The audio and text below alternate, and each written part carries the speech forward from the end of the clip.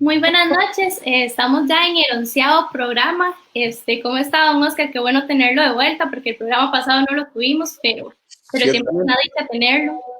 Ciertamente, tuve que excusarme por un asunto personal, pero Paula lo hizo con gran maestría y hasta mejor que cuando yo estoy. Así es que felicitaciones y muchas gracias nuevamente por acompañarnos en un programa más de Canas y Ganas. Muchísimas gracias. Hoy tenemos un tema interesante y muy de actualidad.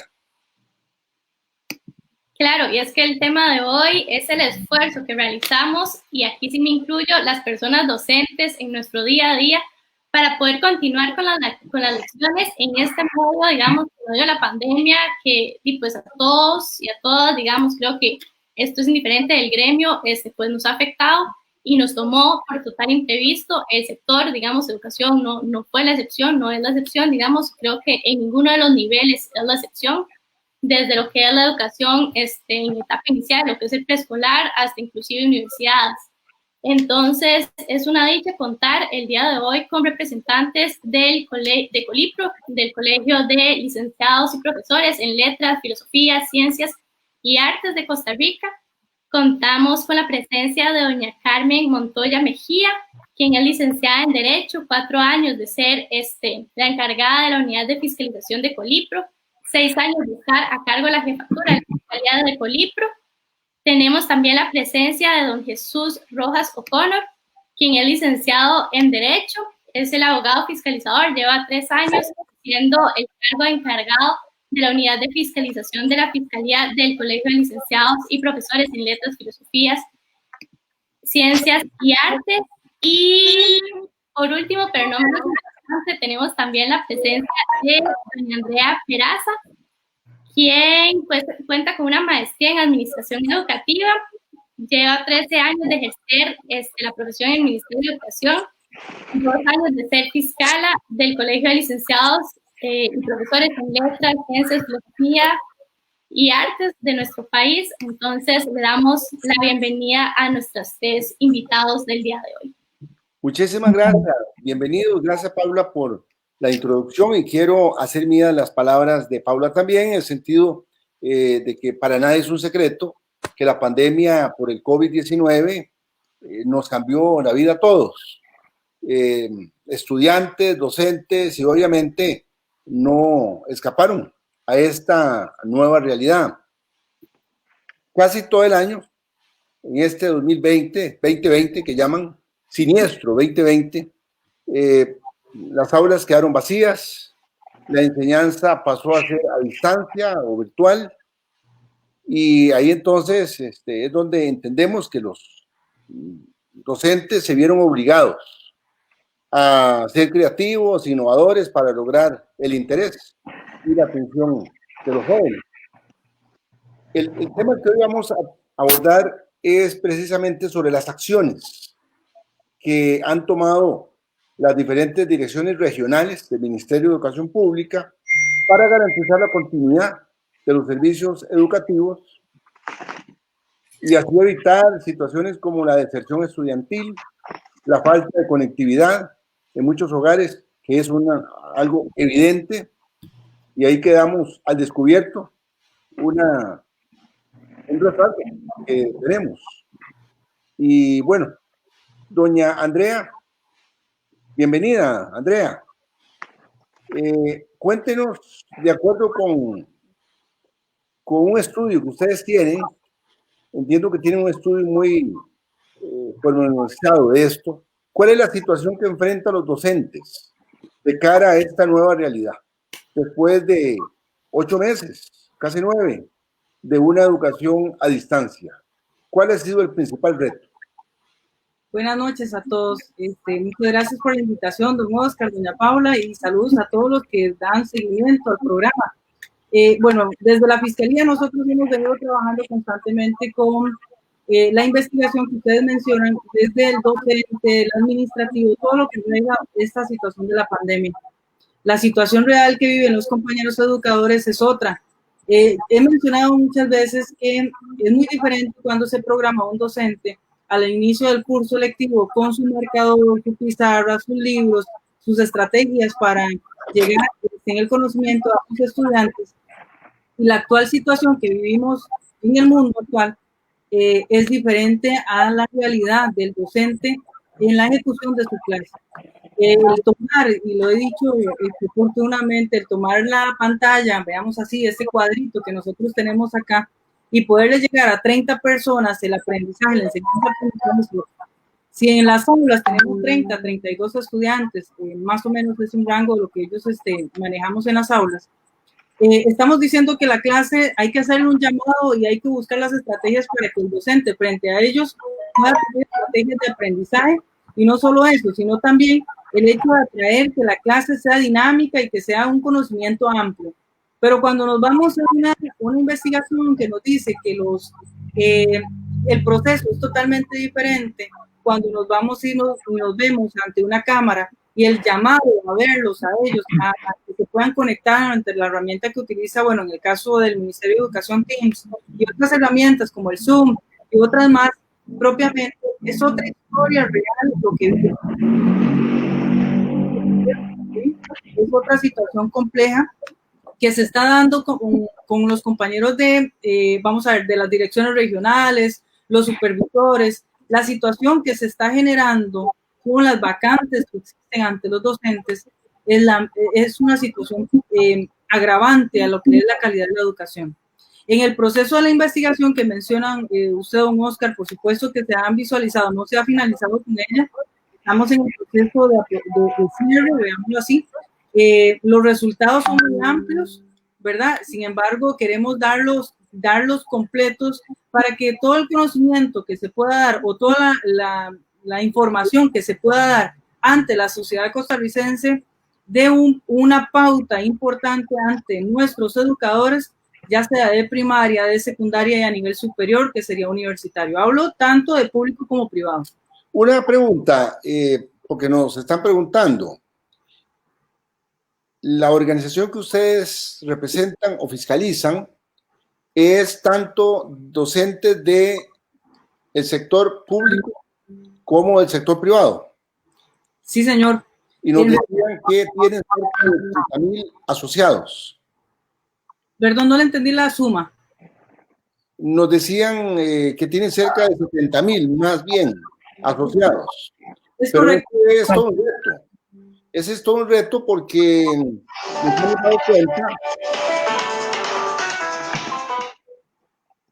nos hemos dado cuenta que hay una gran limitación en la conectividad.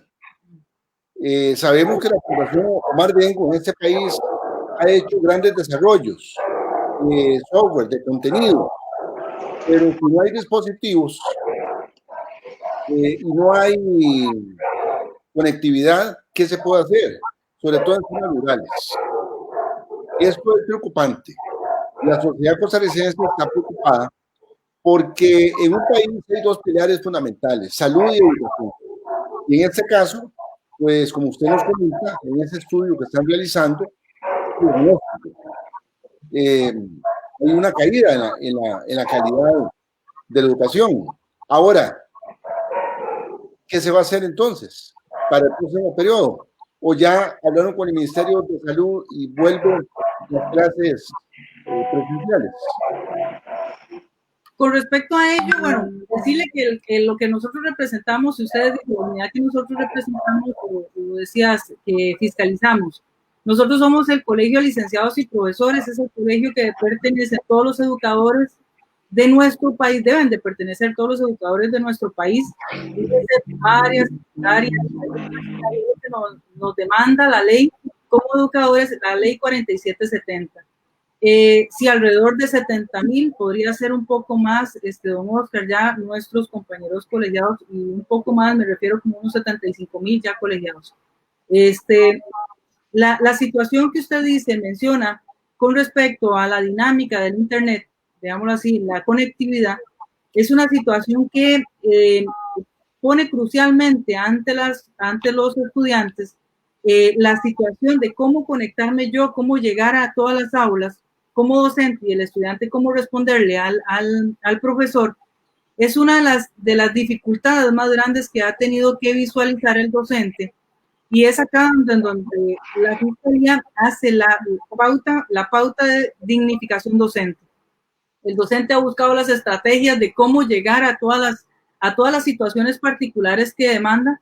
Y usted mencionó la Omar Dengo. La Omar Dengo ha hecho por años estrategias y ha tratado de buscar la forma de que en aquellos lugares muy sencillos o muy humildes puedan tener también la efectividad de uso de la computadora. Yo me pregunto en este momento, don Oscar y doña Paula, y bueno, aquí doña Carmen y Jesús pueden también ampliar, pero podríamos decir, ustedes se imaginan el hecho de que en el tiempo atrás, una pandemia, cuando no sabíamos ni siquiera encender una máquina, hoy por hoy yo le digo a todos esos compañeros de informática, les aplaudo porque esos chiquitos, ese adolescente, ese adulto, está defendiéndose gracias a que el aprendizaje que se ha dado también de la informática ha sido tan amplio y no ha generado tanta agravante con aquel docente que le diga encienda su computador y métase a este link y escúcheme lo que voy a dar y conteste acá.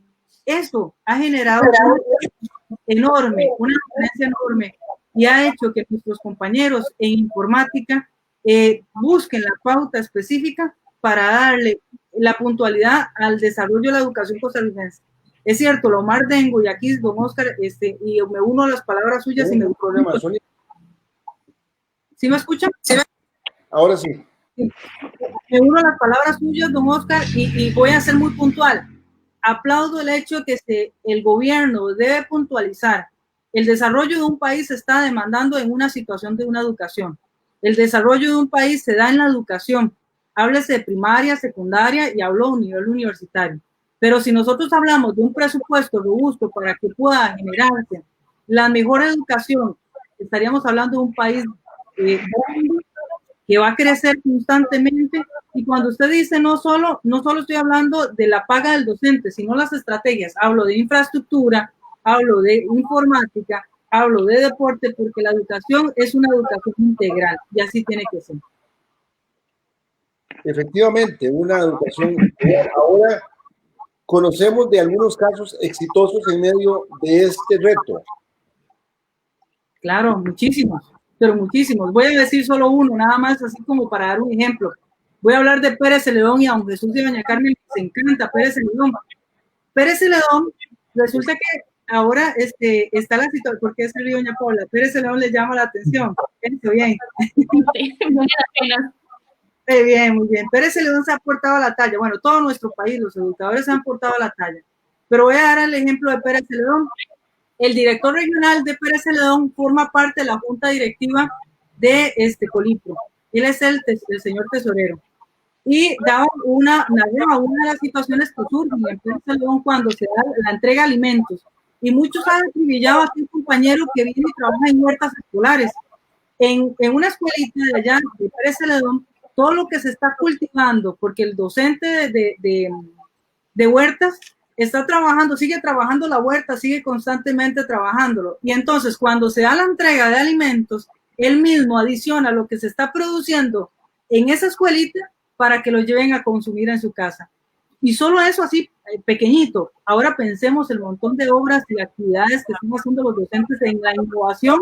Solo es simplemente el hecho de tener a sus 32 estudiantes dentro de una cámara, es muy amplio.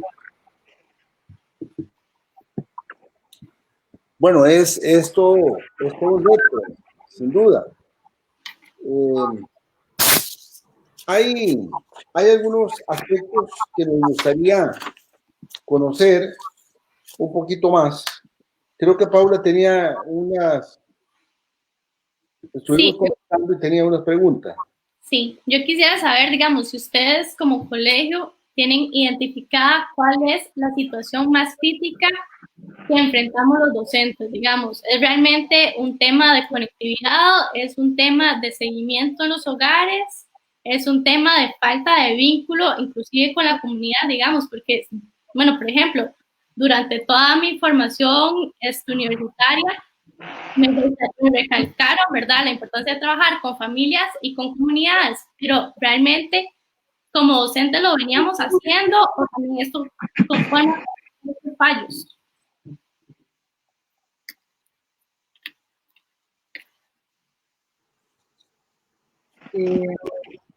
Para doña Carmen, don Jesús, no para mí, perdón. Para quien lo quiera contestar, ustedes son los invitados. Ay, gracias, don Oscar y doña Paula. No sé, don Jesús y doña Carmen, si gustan, o porque ya hablé yo. Démosle la palabra entonces a doña Carmen. Eso. Bueno, en realidad, quien debería contestar apropiadamente esta pregunta es doña Andrea, que es educadora. Sin embargo, por la experiencia que hemos tenido en el colegio, en nuestro colegio, y de acuerdo a las investigaciones que se han realizado a través de la Fiscalía, nos hemos dado cuenta que sí, en realidad la problemática es general. Hay una problemática de conectividad, hay una problemática de comunicación con los padres, hay una problemática de cómo el educador tiene que hacer para desarrollar los programas de forma que haya una absorción de los conocimientos por parte de los niños, de los jóvenes. Sin embargo, a pesar de la problemática, en las investigaciones que nosotros hemos hecho en este trabajo que está todavía construyéndose, nos hemos dado cuenta que el esfuerzo que han hecho los educadores es un esfuerzo titánico, es un esfuerzo muy grande, y por esa razón nosotros como colegio profesional estamos defendiendo a capa y espada ese trabajo que están haciendo los educadores. Una pregunta, doña Carmen, y como colegio, ¿qué apoyo les han dado?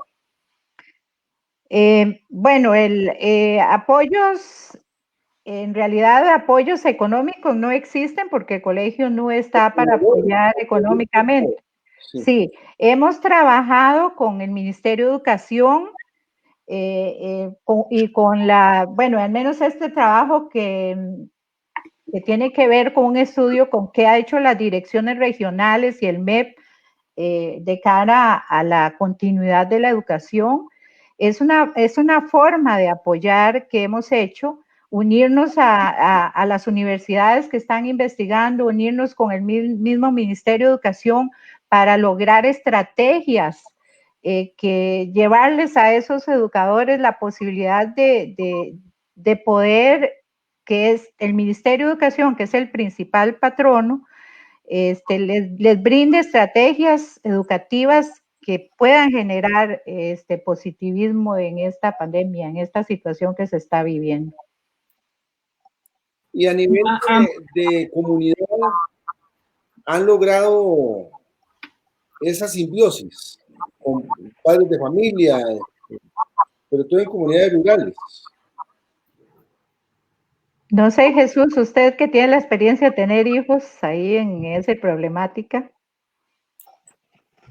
Bueno, sí, voy a hablar un poquito más desde mi punto de vista como padre que como abogado o como miembro de la Fiscalía, y también voy a aportar un poco también como miembro de la Fiscalía. La experiencia que hemos tenido, al menos lo que es mi esposa y yo, con 2 hijos pequeños que tenemos, y con mis hijas que también están en la universidad, ha sido muy difícil, muy, muy difícil.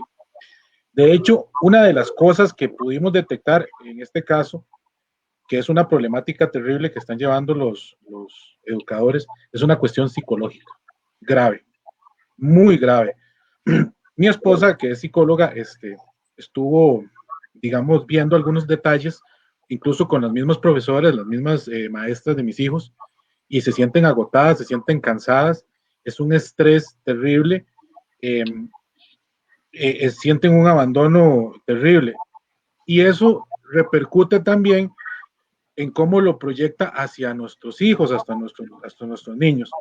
Por ejemplo, mi hijo este año está en 6º, el otro año va a entrar al colegio, y tenemos una preocupación terrible de lo que va a ser para él eso. O sea, pasar de la escuela al colegio, y a pesar de que tiene una situación, todavía tuvo una situación más grave él, porque la maestra que tenía se pensionó a medio año. Y esto esto nos creó una dificultad terrible porque incluso en la misma institución nos dijeron, no van a nombrar a alguien. O sea, este niño se iba a quedar sin maestra. Yo le comenté esto a la señora fiscal y bueno, gracias a ella pudimos lograr que le nombraran una educadora. Pero fue algo, digamos, casuístico, fue porque lo tratamos de forma de verlo y tuvimos la gran suerte de que se diera. Pero nos preocupó mucho también, doña Andrea, doña Carmen y yo lo vimos, qué pasaba en las otras escuelas que pasaban estas situaciones, porque resulta que detectamos también que muchas personas que estaban por pensionarse en esta situación de pandemia se pensionaron corriendo porque ya no soportan más esta situación.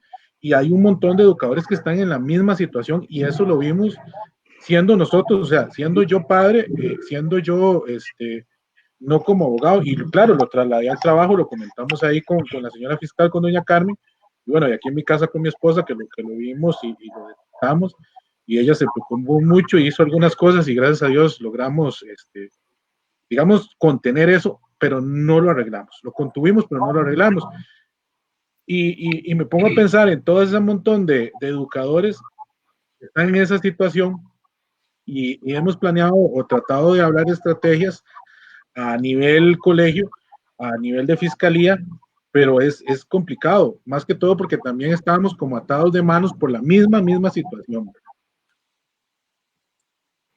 Bueno, esa es una experiencia de un padre de familia que además tiene la posibilidad de estar dentro de una organización que tiene que ver con la fiscalización de la misma, como educadores. Nos decía que superan los 70,000 asociados. Bueno, es un gremio enorme, sin lugar a dudas, pero ante esta situación de la pandemia, vino a acelerar la educación virtual. ¿Qué tan preparados estaban los docentes? Nada. ¿Ah? Nada. Bueno, uno desde afuera se pensaría que los docentes más jóvenes tienen mayor conocimiento y menos miedo a las cuestiones tecnológicas. No es miedo, sino disposición para decir las cosas por su nombre. Y que los más viejillos pues van a tener más dificultades. Esta percepción que estoy diciendo yo desde afuera, ¿es correcta o no es correcta? Más o menos, Bueno, más o menos. Adelante, don José. Si me permite, don Oscar, yo creo que es una percepción que no está tan alejada de la realidad, pero también tiene que ver mucho con voluntad. Voy a contarle una experiencia. En la esquina de mi casa hay una venta de pollo. Generalmente los viernes yo pues, les compro algo para comer acá en la casa y había un muchacho que vende electrodomésticos en importadora Monge y estaba hablando con otra persona y yo de chupas ahí escuchando la conversación le pregunta, ¿y ustedes cómo les está yendo con esto de la pandemia? Y me dice, maravilloso. Y yo, ¿cómo maravilloso? Yo, hay pura vida. ¿Y por qué maravilloso? Le dice mucho, es que hemos vendido computadoras a montón. Y son puros maestros lo que nos han comprado y de todo, pero la gente mayor dice, nos han comprado computadoras un montón. Entonces, quién sabe si no estamos más bien que sean las personas que tienen cierto ya avance de edad en el sistema educativo, los que están mejor preparados. Y son ellos los que tienen esa mística de dar clases, ¿verdad? Y los jóvenes de ahí, sí, al menos todavía que yo lo veo con mis hijas, que son veinteañeras, que manejan la tecnología, pero tal vez no tienen la mística para sentarse a darle clases a unos muchachos por computadora, ¿verdad? Y fue una experiencia muy vacilona que yo le comentaba aquí en la casa. Y digo, este muchacho me sorprendió. Dice, maravilloso nos ha ido. Hemos vendido computadoras a montón. Entonces creo que es no existe forma de probar si es así o no. Me parece que tal vez han habido más dificultades de otro tipo, psicológicas que tecnológicas, que sí las hay, pero se han preparado y eso es otra situación que detectamos que han tenido que hacer inversiones en ese tipo de cosas los educadores, ¿verdad? Vamos a ver, pero lo que yo veo es que la computadora o el dispositivo se utiliza para poder realizar la acción que nosotros en este momento estamos haciendo. Pero qué complicado pedagógicamente transmitir los conocimientos sin herramientas de tecnología que realmente permitan a través de la virtualidad, ¿cierto? Vieras en nivel preescolar qué difícil es hacer juegos, digamos, a través de computadoras. Es lo más complicado. Porque entonces yo pasé 6 años de formación docente en mi nivel preescolar, en donde me dijeron, todo tiene que ser lúdico, todo tiene que ser en el círculo, todo tiene que ser contacto, todo tiene que ser super juego, ¿verdad? Y yo digo, bueno, chiquillos, ¿jugamos la anda? No, no podemos jugar la anda. Y a veces jugamos escondidos, entonces los papás me llevan ahí por la casa. Pero es que hasta eso, entonces tengo que tener yo a los papás también disponibles, ¿verdad? En un lapso de tiempo, y hay que coordinar con 23 papás, digamos, o mamás, o personas encargadas, porque no siempre son los papás o las mamás tampoco quienes están. Entonces también es eso, digamos, no es tampoco un tema como de que no queramos, pero tal vez hay niveles en que es un poco más complicado, en el que se dificulta más. Porque tras de todo, digamos, las edades iniciales, los periodos de atención son todavía más cortos. Y yo no soy Peppa Pig para tenerlos aquí 3 horas, digamos, es súper complicado. Por allá de los 40 minutos ya yo veo las pantallas vacías. Y por más que yo los llame, no vienen. Sí. Esa es una de las cosas, Oscar. Esa es una de las pequeñas cositas que surgen. He visto y puedo hablar con propiedad. Estuvimos en un proceso antes de todo del diagnóstico, del informe que se está dando, estuvimos en un proceso de, vamos a ver, de dar a conocer las grandes actividades que hacen los compañeros educadores en cualquier, vamos a ver, especialidad.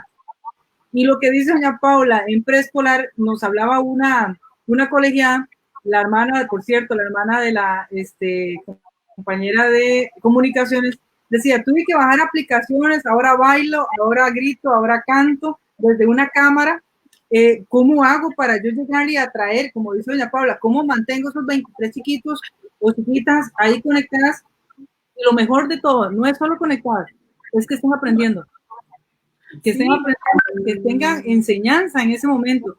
Porque es muy fácil yo aquí en este momento hablar, pero yo le puedo decir, tal vez ustedes apagan la cámara y yo les digo, ya, doña Paula, se durmió, está despierta a las 7 de la mañana, un chiquito de las, no sé, de 5 o 6 años conectado, donde le dice que yo quiero jugar, yo quiero volver a ver a mis compañeritos, y el espacio que decía Jesús, el espacio de cerrar o culminar un proceso educativo que es de primaria pasar a secundaria, ustedes no saben lo que significa el proceso de madurez que existe en ese adolescente o en ese niño, ¿verdad? Veamos. Puntualmente decía, no sé, creo que fue don Jesús o doña Paula, es difícil la conectividad. Pues sí, ahora fue don Jesús cuando decía, ahora nos va muy bien, todos compran máquinas. Claro, todos están comprando computadoras, anteriormente tal vez el docente tenía alguna resistencia, no todos, por supuesto, una resistencia a la tecnología, pero yo me visualizo ahorita, en este momento, dentro del aula dando una clase de matemática. Me recuerdo el profesor de matemática cuando me hablaba de la circunferencia y hubo un problema de la circunferencia, entonces dice, no, un momento, ya vengo. Se fue para el patio de la escuela, desarmó una bicicleta y llegó con la llanta de la bicicleta dándonos la clase solo con esa llanta. Visualízalo ahora desde esta cámara, yo darle la circunferencia a un niño o una niña o a un adolescente, dependiendo del tema en matemática o en lo que sea específicamente, ¿cómo hago? ¿Qué estrategia está trabajando el docente para poderle llegar al conocimiento? No a la pantalla nada más, sino al conocimiento de todos. Yo quiero hacer una pregunta impertinente. ¿Qué les ha dicho el Ministerio de Salud con respecto al curso lectivo 2021? ¿Va a ser presencial o vamos a seguir de esta manera. Yo lo pregunto porque lamentablemente Costa Rica, desde hace algunas décadas atrás, dejó de,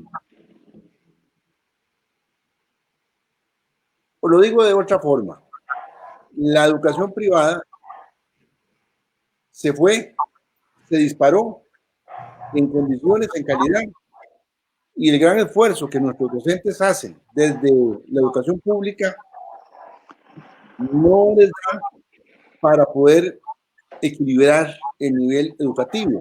Y me parece que eso es perverso, porque no puede ser que una pareja de un matrimonio, gente joven, en un hogar, se preocupen de que su salario, sus ingresos, en gran medida tienen que ir para la educación de sus hijos, para tenerlos en un colegio privado. Y yo no estoy en contra de la educación privada tampoco, pero sí debe ser parte de un derecho.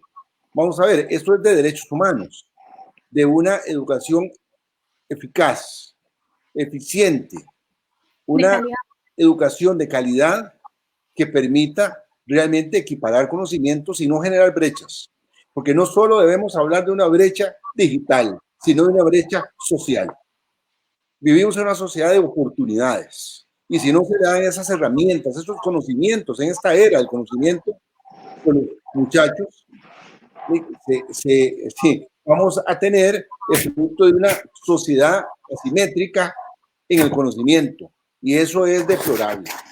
No sé ustedes en Polipio qué han analizado de este tema, qué consecuencias, cómo proyectan esta situación de una educación disímil de cara a falta de oportunidades y herramientas para los jóvenes que vienen hacia esta sociedad de oportunidades que así debería ser. ¿Cómo lo ven ustedes?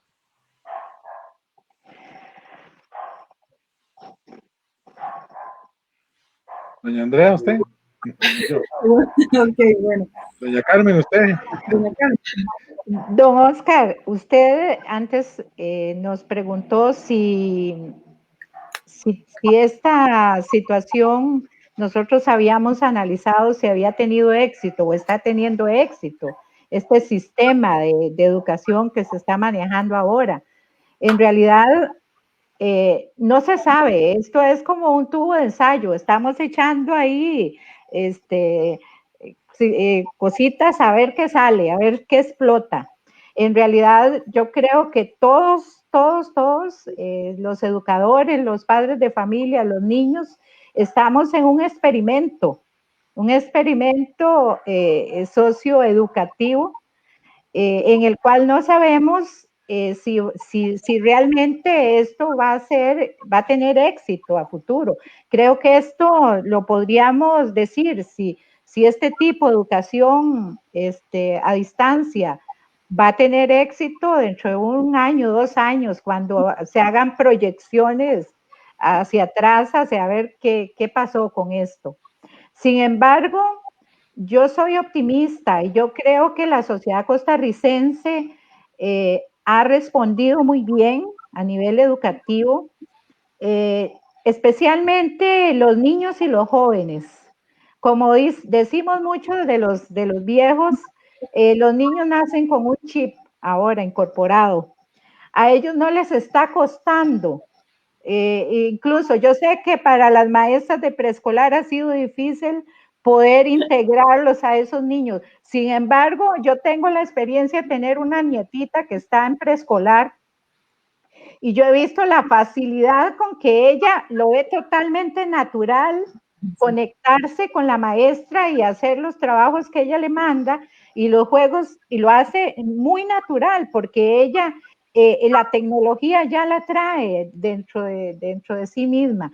Entonces yo considero que es un gran cambio. Sin embargo, este cambio que se está dando, lo veremos a futuro si ha sido exitoso o no, pero yo soy optimista y yo creo que la forma en que se está respondiendo por parte de los educadores, por parte de los jerarcas en educación, por parte del Ministerio de Educación haciendo las políticas, Ministerio de Salud haciendo las políticas que ha tenido que tomar para prevenir toda esta pandemia. Yo creo que hay que verlo de forma positiva y pienso que va a ser un antes y un después en la educación de Costa Rica.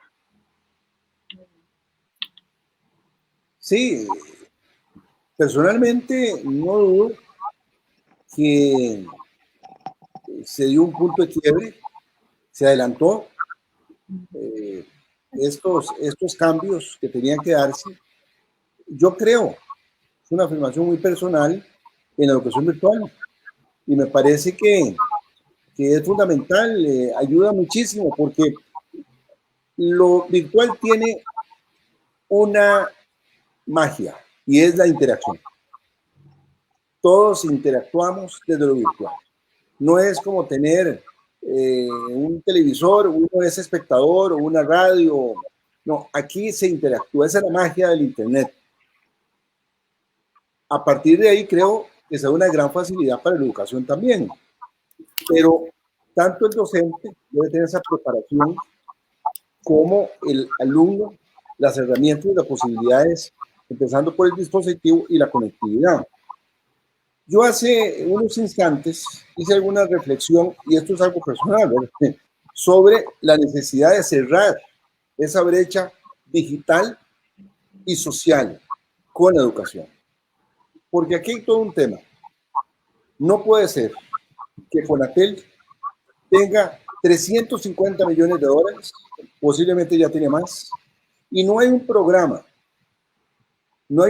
realmente, una política pública que discurra esos recursos que vinieron de un desprendimiento del Estado cuando privatizó la telefonía celular, que esa telefonía, ese espectro es de los costarricenses. Pues entonces devolvámosle a la sociedad de la juventud en esta era del conocimiento los recursos necesarios para poder empoderar el sistema y la educación. No quiero comprometerlos a ustedes, pero cada gobierno vive peleado con la Fonatel, bueno, con la Sutel, porque no quieren aflojar la plata. Y lo peor, desde mi punto de vista, comienzan a hacer programitas aislados, que allá en los Chiles, que en Guatuso, que en Playa Zancudo, y no es que esté mal. Lo que hace falta es integralidad. Una revolución educativa digital es lo que ocupamos en este momento. Por supuesto que esa generación touch que ya viene y esta centennial que ya van creciendo, incluso ya van para las universidades también, son generaciones con una gran capacidad de ese chip que nos decía doña Carmen. Bueno, pues aprovechémoslo entonces. Pero no puede ser que Costa Rica tenga los recursos que tiene La Plata. Y ustedes, los profesores, los docentes, los formadores, tienen el respeto de la colectividad. Me tocó a mí, en algún momento de mi vida, hace algunos años atrás, representar una comunidad. Y durante 4 años tuve la oportunidad de ver el apostolado de todos los docentes. Es que es gente que se entrega de alma y corazón a su gente, a sus niños, a sus niñas, a sus jóvenes. Pero hace falta recursos. Y la educación debemos seguir empoderando. Creo que tenemos Tenemos un comentario. Un comentario. Es un comentario. Que yo quisiera aprovechar porque definitivamente lo que nos comenta doña Ceci, a mí me toca desde lo más personal, porque yo pertenezco, digamos, a los agremiados del sector privado, que tal vez nos hemos visto en una situación vulnerable, digamos, una situación que nos ha puesto bajo una vulnerabilización, porque entonces inclusive, digamos, se nos han extendido las jornadas laborales, pero eso no es el problema es que nos redujeron los horarios laborales y con esto, digamos, nuestro salario, que pues uno entiende que, y es como la introducción al comentario de doña Ceci, de que si ustedes como colegio tienen los datos de cómo ha afectado la pandemia a los colegios privados, porque muchos padres por la situación económica han pasado a sus hijos al sistema público.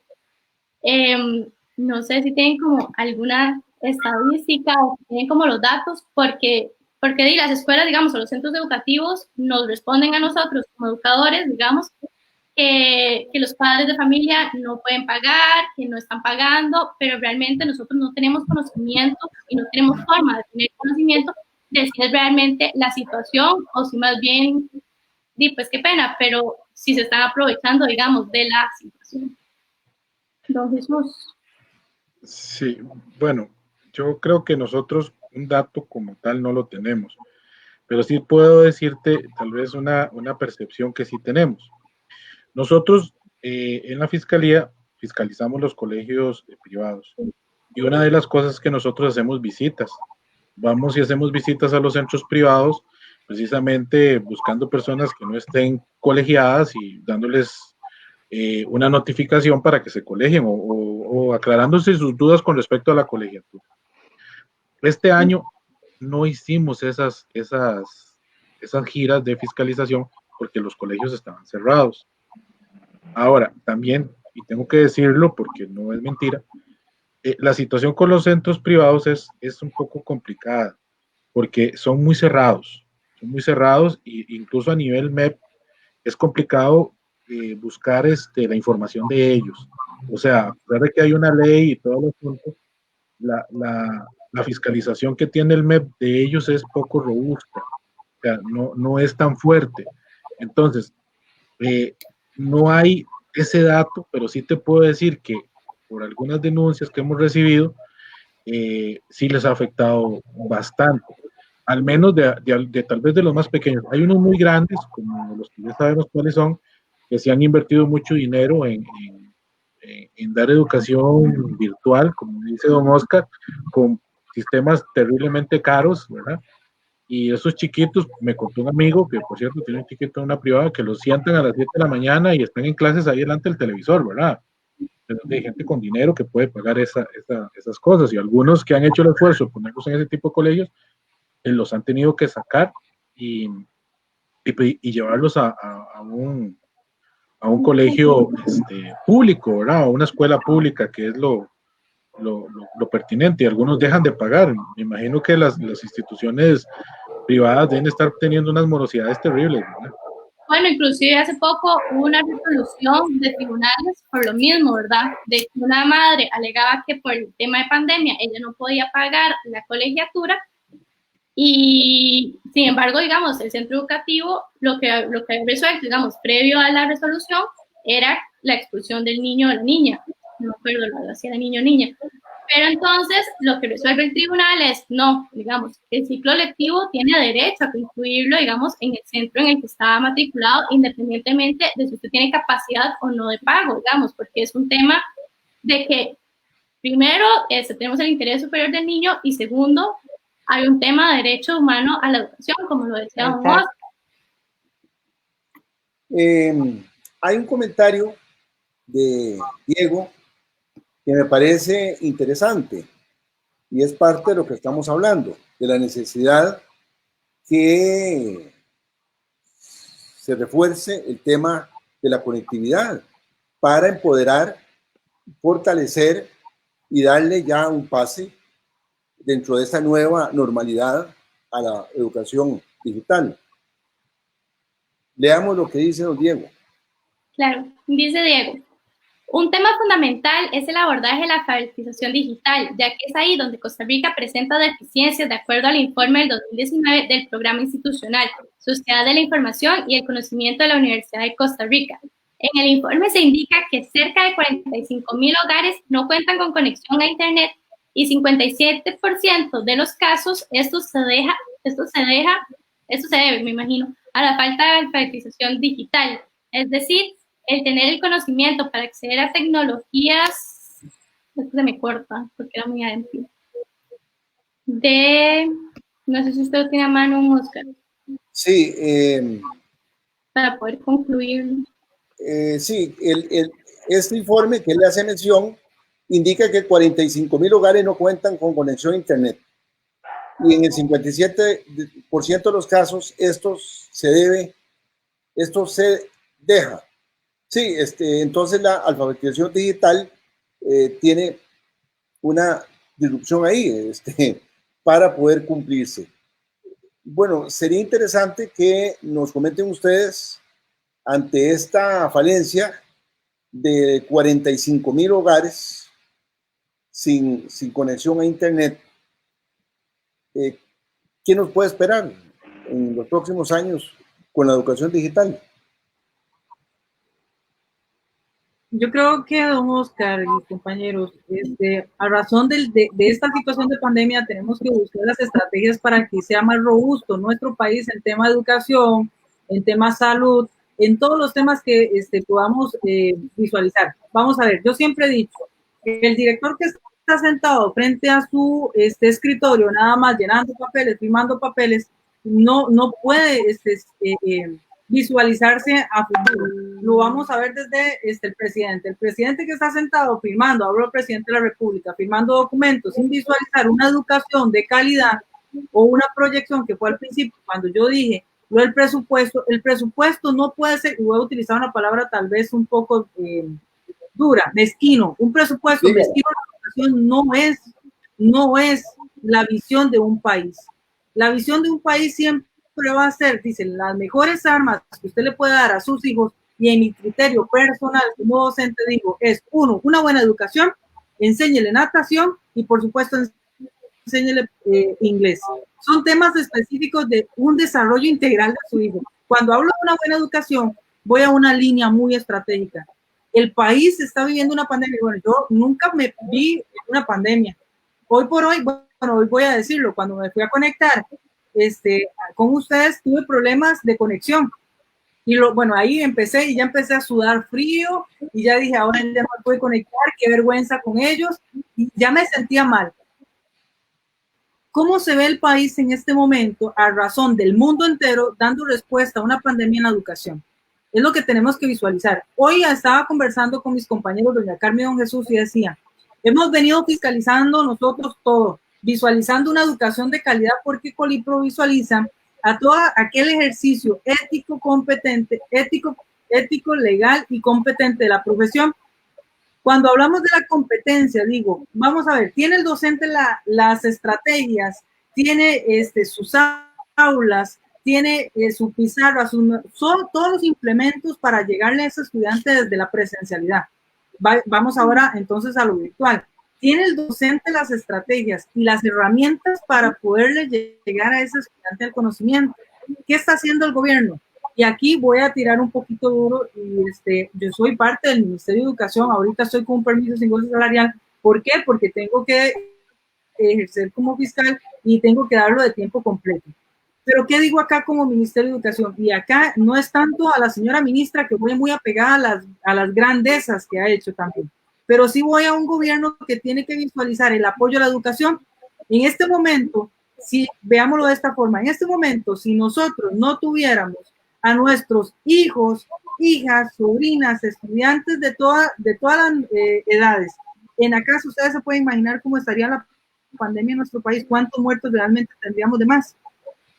Que este docente esté en el aula, en esa pantallita que sigo insistiendo, atrayendo para que no salga a la calle y se exponga a la situación que vive actualmente en nuestro país, es otra. Y cuando decía don Oscar, un presupuesto mezquino a la educación no puede ser. En un colegio yo he tenido la gran dicha de que el Ministerio de Educación me ha puesto en ensayos, digo yo, ensayos de aprendizaje y de vida. Trabajé en colegios rurales, nocturnos, técnicos, académicos, ambientalistas, ahora en Cindeas, nocturnos, no sé si lo repetí, pero bueno, varias modalidades. Trabajé en un rural, llegué a un colegio rural y tan mi lindo Limón, llego a Limón, a Gandoca, ya casi que el último centro educativo para llegar a Panamá. Cuando yo estaba en ese lugar y llegué, visualizo una población sumamente pequeña, pero resulta que el Ministerio de Educación, en sus grandezas, con el Omar Dengue y todo lo demás, le da a cada estudiante una computadora. Y yo dije, eso es una maravilla, pero resulta que no teníamos conectividad. Teníamos una computadora sin conexión a internet. ¿Qué es? Me causa risa, a mí me daba tristeza. Cuando llegué al y les dije, ahora me río, pero después me daba tristeza. Esos compañeros de Gandoca, yo les decía, ¿cómo hacen? Dice, y no, traer una llave malla y empezar a pasar la información por llave malla y ver cómo, ¿verdad? Entonces eran virus para allá, virus para acá, y era un desastre. Me fui para el ICE y el ICE me dicen, vamos a ver cómo le extendemos. Me explicaron, es como una liga que usted jala de punto a punto para poderle dar internet. Y llegaba ya el internet, se visualizaba un poco más cerca. Eso no puede pasar en nuestro país. El internet es el desarrollo de toda una sociedad. Una sociedad comunicada es una sociedad de gran desarrollo, y no solo para educación, es en general. Hoy por hoy yo puedo decir, en mi casa tengo internet, sí, tengo internet. Visualicé que teníamos que irnos a una situación de pandemia, todos teníamos que estar de forma virtual, entonces vine y acondicioné un espacio para que se hiciera mi oficina y entonces cumplir la jornada de tal hora a tal hora para poder cumplir con mi desarrollo. Pero visualícese entonces el problema de conectividad en un compañero en donde le dice, ¿me entendieron? Y se quedó conectado, perdón, se quedó, como dicen ahí, congelado y quedó ahí. Sí, y pasa constante. Un gobierno que piense en educación, un gobierno que piense en deporte, aquí voy a unir muchas cosas. Y yo espero en Dios que nos estén escuchando muchísima gente, y es acá puntualmente. La educación tiene que ir pegada a deporte, tiene que ir pegada a salud, tiene que ir pegada a desarrollo, tiene que ir pegada también a conectividad, y hablo de tecnologías, y tiene que ir pegada a todas las actividades que pueda desarrollar un adolescente, un niño, todos los aprendizajes, porque puede ser que yo sea motriz, puede ser que yo sea visual, puede ser que yo sea, no sé, solo auditiva. Todo tiene que ser un desarrollo completo. Una educación integral no es solo deporte, no es solo inglés, no es solo lo básico, sino también es como yo como docente hago que aquella persona que está en el aula se sienta tan cómoda como si estuviera en su casa, y hasta mejor que en su casa, porque pasamos más tiempo en el trabajo con los niños o las niñas o el adolescente. Y vuelvo a repetir, el presupuesto de nuestro país es el desarrollo de una educación de calidad. Entonces el presupuesto tiene que ser robusto para que le dé a todos, en ningún espacio de nuestro país le haga falta. Que en Gandoca tenían una computadora, yo me pregunto, en Pérez Celedón todos tienen una computadora, también de los colegios rurales. ¿Cómo hacen los colegios los compañeros de colegios técnicos cuando son matrículas enormes? O también colegios INDEAS que son donde tenemos andragogía y ebegogía, que tenemos adolescentes y adultos. Entonces, ¿cómo lo hacemos también? Muy profundas sus reflexiones. Coincidimos, por lo menos de mi parte, donde es necesario llevar un proyecto país con robustez desde su presupuesto, totalmente de acuerdo, para una educación integral. Bueno, ya estamos llegando al final de este programa, que ha sido de enormes reflexiones por parte de ustedes. Les reconocemos un empoderamiento muy grande en estos temas, un compromiso para con la educación. Nos vamos entonces, tal vez don Jesús, doña Carmen María, sus últimas reflexiones. Bueno, de mi parte, quiero decirles que por parte de la Fiscalía de Colegios de Licenciados y Profesores, todo este tema representa un gran reto, y este reto va dirigido hacia realizar más investigaciones, irnos más hacia ver de qué manera nosotros podemos ayudar a todos estos educadores que están con estas situaciones, especialmente porque una de nuestra misión es velar por la educación de calidad. Nos exige la ley vigilar la educación de calidad, y por ello, lo digo, lo reitero, es un gran reto para nosotros como colegio profesional, y creo que ahí es donde está en la mesa el tema, y tenemos que cada día esforzarnos más por ver de qué manera colaboramos por esto. Don Jesús. Sí, agradecerles mucho en los espacios que nos han dado, ha sido maravilloso. Es un programa muy entretenido, creo que vamos a seguirlo viendo, me gusta mucho la dinámica y que sigan abordando este tipo de temas, ¿verdad? Temas de educación que son importantes para nuestra comunidad, para nuestra sociedad. Hablar de todo un poco, de inclusión, incluso todo lo que tenga que ver con el tema de educación es importante. Les agradezco mucho que me hayan dado el espacio a mí, a doña Carmen, a Andrea, a toda la Fiscalía del Colipro. Hacemos un gran esfuerzo con lo poco que tenemos para ayudar a la comunidad de educadores de este país. Muchísimas gracias.